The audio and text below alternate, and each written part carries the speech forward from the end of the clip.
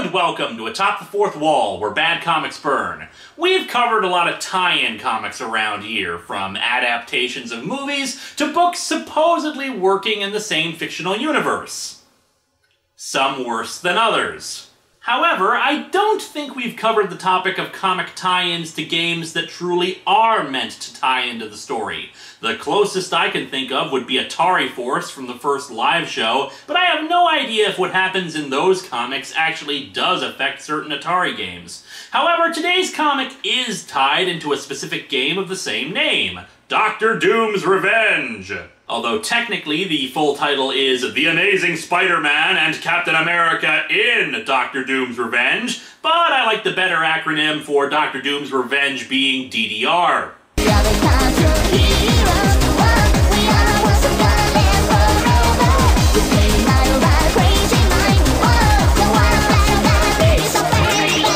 And that's pretty much why. Dr. Doom's Revenge is a side-scrolling DOS game made in 1989. I was going to play the game and do some comparing to the game's plot or stuff like that, but...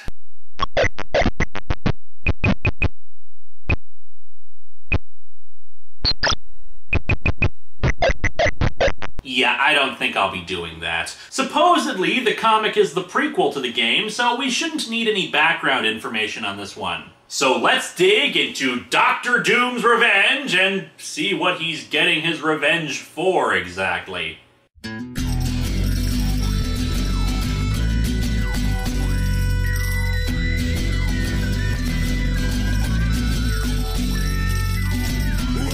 to Atop the Fourth Wall, where bad comics burn. Linkara's gonna teach you all a lesson you won't learn. Brodsky, you're not the smartest. Life out, you're not an artist. Anyone who's had a bad comic published, it could be your turn. Linkara, he's a man punch, wears a pretty hat. Linkara, he has a magic gun. Where'd he purchase that? Linkara, coins, robots, Amazon and trucks. Linkara,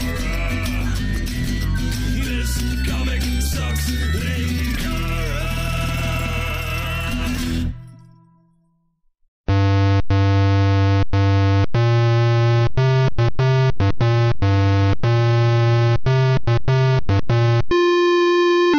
Yeah, the title actually kind of confuses me. Doesn't the name Dr. Doom's Revenge imply this is a sequel to some event? Something he wants revenge for? Ah, whatever. The cover is decent, if a little sparse in details on top. We needed to make room for the wall of text.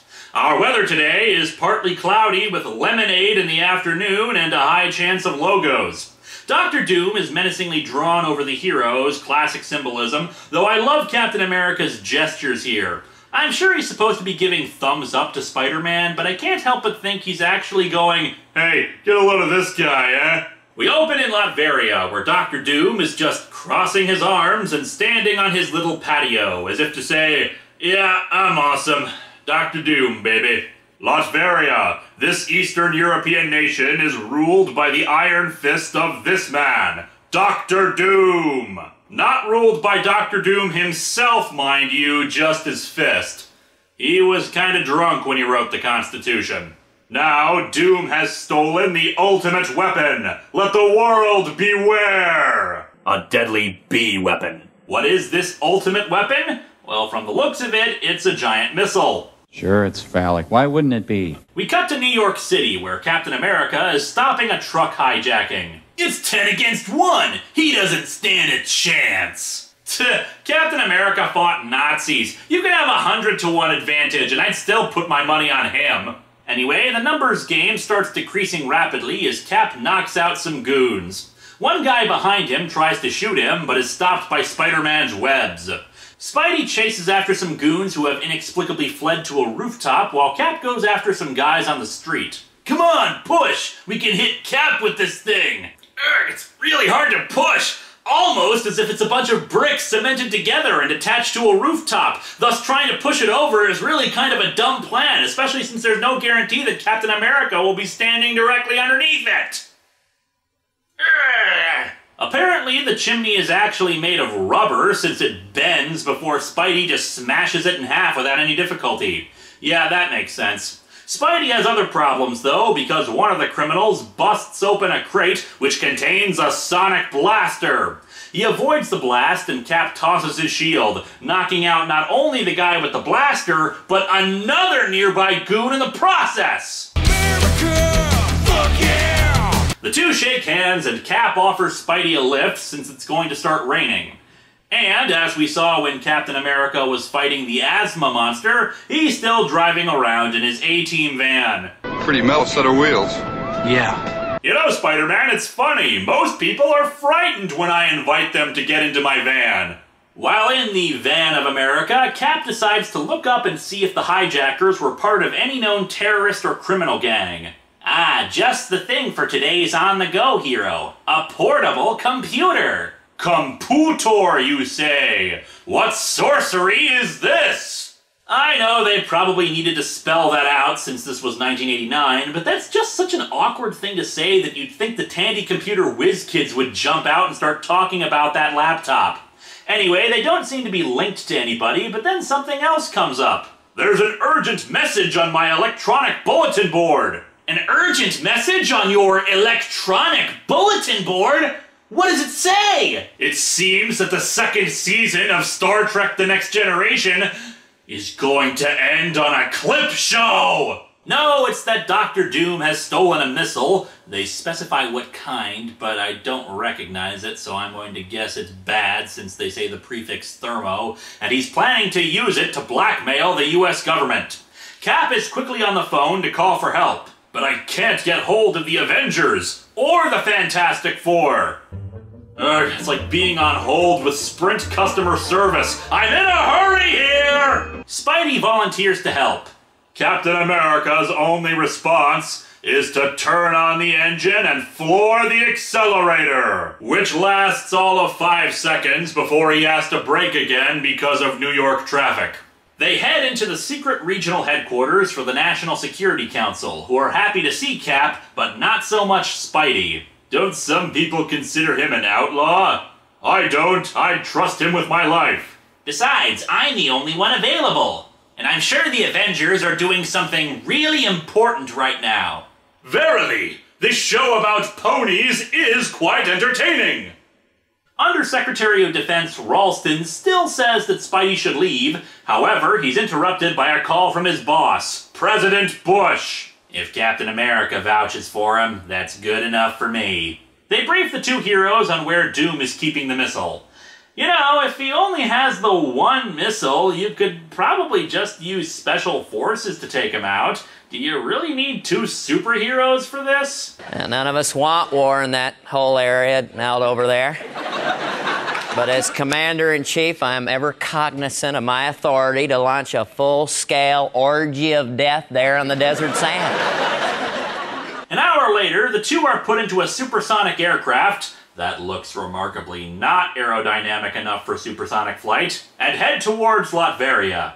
However, Dr. Doom has already detected them. Spider-Man and Captain America are greater fools than I had imagined. I am Doom. I automatically know who's coming to thwart my plans. He launches missiles at the craft and destroys it. Huh. Okay, if the twist of the game is that they're actually ghosts haunting Dr. Doom, I may want to change my mind about not playing it. Meanwhile, 20 miles away at a roadblock, a man is stopped by the Latverian military. He claims he's only trying to sell carpets so he can feed his family, but they discover that he's secretly smuggling in rock and roll compact discs. Such decadent trash is not allowed in Latveria. Wait, Dr. Doom hates rock and roll? Who would have figured that that would be the trait that he shared with Batman? How shameful, but we will be forgiving. We will keep the forbidden fruit for our trouble. Oh, wait. These are Nightcat CDs. You can keep them. However, farther inside the border, it turns out Spidey and Cap were underneath the man's truck the whole time. Ow. That must have hurt like hell. It turns out that the supersonic aircraft was a decoy and only had robots inside of it. The two quickly head for Doom's castle, but the good doctor has already spotted them on his security cameras. He's unconcerned, though. Even if the fools get through the death traps in my woods, my Doom's Brigade will take care of them once they reach the castle. Ugh, I spent $20 million on a marketing team for my elite group, and the best they could come up with was Doom's Brigade. Doom's Brigade, as it turns out, is a collection of Spider-Man and Captain America villains. Oh, come on now, that's just incredibly convenient. What the hell would he have done if it had turned out to be Iron Man and the Hulk coming to take him down? Anyway, the villains have grown restless and are now fighting amongst themselves. Really, it's just a chance for each villain to introduce themselves, and of course the dialogue is clumsily executed when they're not saying who they are. Ha! Now that I've stunned you with the chair I turned to stone, Rhino, I'll next turn you to stone with but a touch! Let's tell each other what we're gonna do before we do it, and then do it. Dr. Doom is not amused by this tomfoolery and gets them to stop by sending out pink energy from his hands that lifts them all into the air. Too much pink energy is dangerous. Wait a damn minute, if he can do that, why the hell does he need any of these guys? You can just walk up to Cap and Spidey, incapacitate them with the power of pink, and bam, end of threat. Outside, night has fallen and the two heroes continue their approach on the tower. However, automated guns pop up and start shooting at them. However, after disposing of the guns, coils sprung out of ground, crushing me. Two muscle-bound superheroes in tight clothes and tentacles.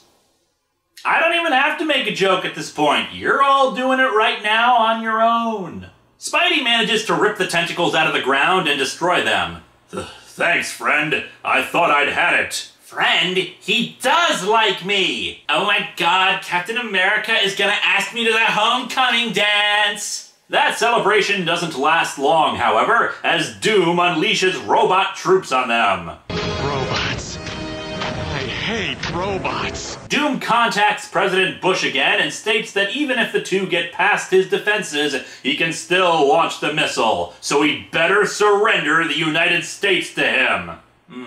If I surrender the country to him, I can retire early.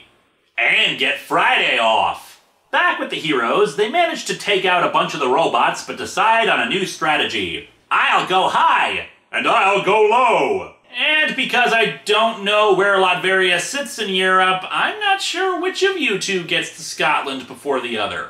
With the robots vanquished, they decide to split up and head into the castle from different ways, hoping that they'll have a better chance of stopping the missile. And so our comic ends with Dr. Doom unleashing his vaunted brigade upon them, promising that even if they don't stop the heroes, he will still triumph. And now it's your turn, game player. The fates of Spidey, Cap, and America are in your hands. Alrighty, you heard the narrator. Let's play this!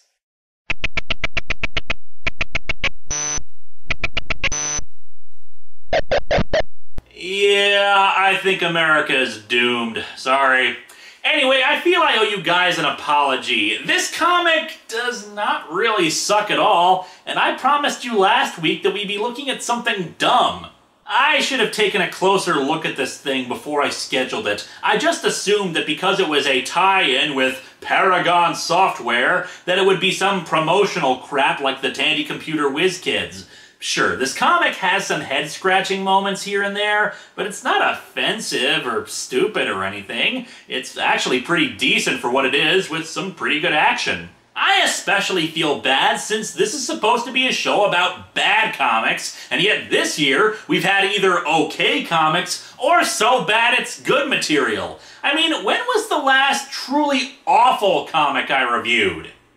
Besides that, on the same day I reviewed another okay comic.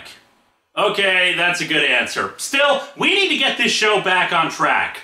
Next week, I promise something abso-friggin-lutely horrible.